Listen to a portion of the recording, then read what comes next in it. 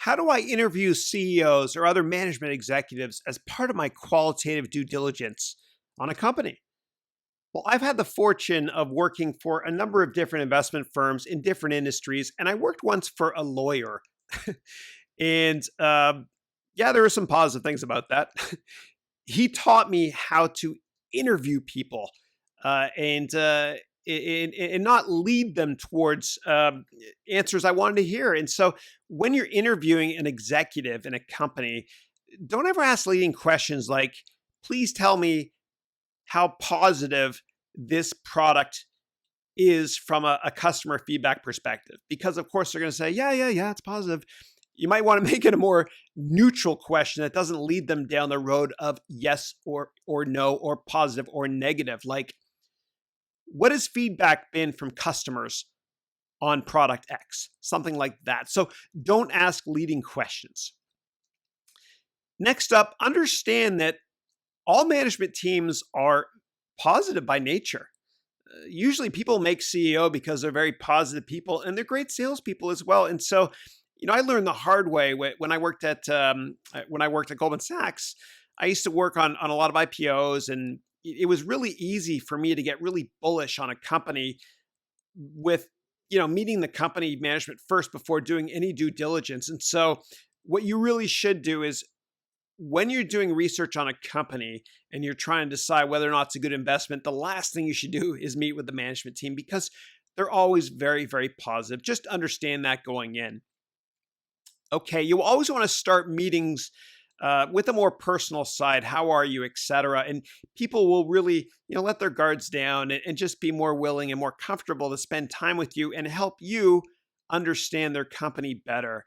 And so the first half of every meeting, especially the first meeting you get with them, just be a little bit more personal with them. And you want to be complimentary and certainly not fake as well. So you want to ask them about the rate of change. Like, you never ask, to tell you, how is this number going to be, sort of thing. I know it sounds a little bit nebulous. You want to ask, how should I think about the rate of change in this industry? And never ask them information about how a current quarter is progressing, as that would be breaking the law. And they usually won't answer you anyway. They'll give you a canned response, like, as we said on our recent earnings call, this is what we think, right? Don't ask them about the future at all. That's breaking the law.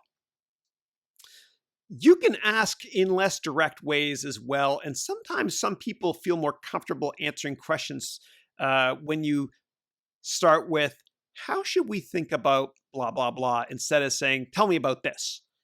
How should we think about margin expansion? That sort of thing. It just resonates better with a lot of people from my experience. Okay, and one question I love to ask when I'm in meetings is this: what is the most misunderstood aspect of your business by investors? I love asking that question. And you can also ask, what are the gaps in your product portfolio? And then you will have to decide if that management team is going to build versus buying to fill that gap. But you can still ask them, generally speaking, what are the gaps in your product portfolio?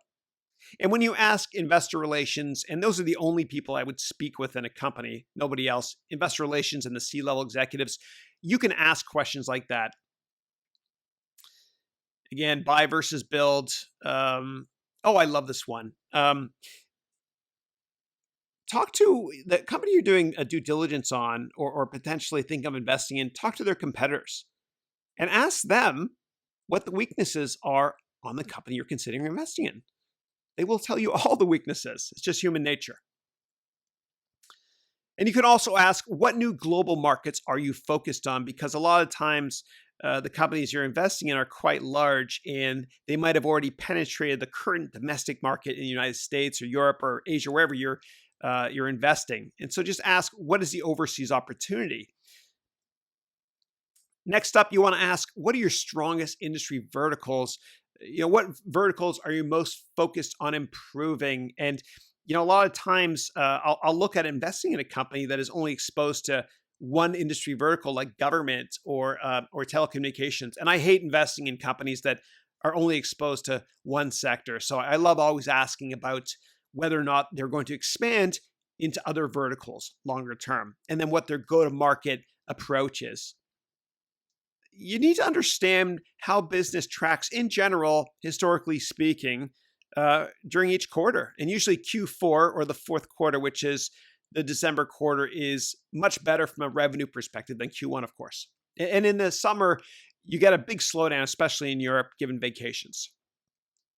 You also want to ask, what are the key drivers? And that's really important for when you're building a financial model, so you can understand what's news versus noise. Okay.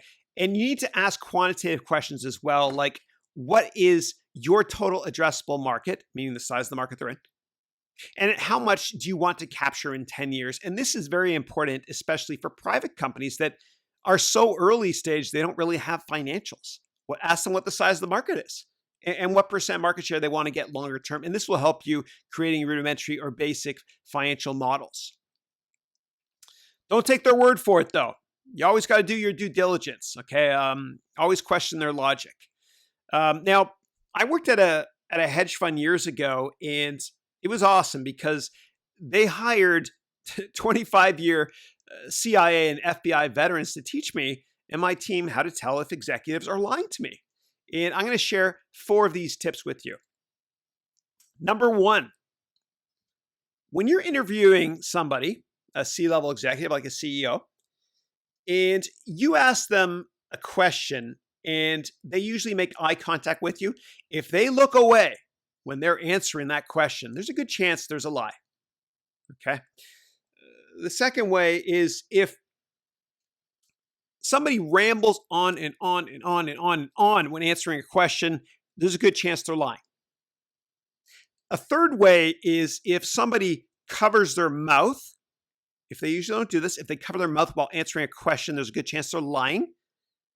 And the last one, number 4, is if somebody is shaking their foot kind of nervously when they're answering a question, there's a chance they're lying, unless they had too much caffeine, whatever.